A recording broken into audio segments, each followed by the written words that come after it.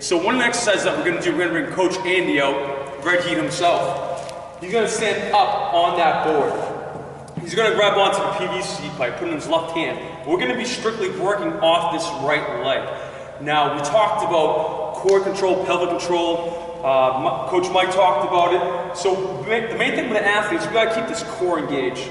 He's going to brace to the core. He's going to proceed to take that left foot and try to tap that heel into the ground. So right now, Andy's going to try to tap the heel onto the ground, driving that knee forward, really trying to push through what we call the VMO, or inside part of that knee. That's going to help stabilize that knee as we're trying to extend out, as we're trying to stride over that skate. Now, common mistakes that are going to happen, which Andy's going to show you, we're going to have some hip instability, or the hip's going to start to move, or his knee is going to collapse in.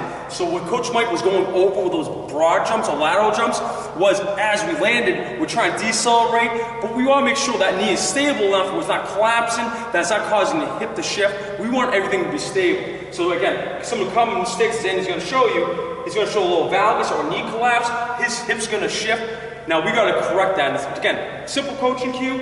Coming up, making sure he's engaging through the anterior core or stomach, and making sure he's tracking this knee right over the toe. Now, obviously, Andy's a ninja, and he really doesn't need the help. So, progression, what we're going to do is you can take away the stick and just have the athlete do just with their own body weight. Again, this is a progression. Like I said, he's a goddamn ninja, I'm telling you. He's pretty good. Now, what we're going to do from here, working off Coach Mike, was Mike did the lateral bond. Again, if we want to amp that up, it's pretty simple. We're going to come over here,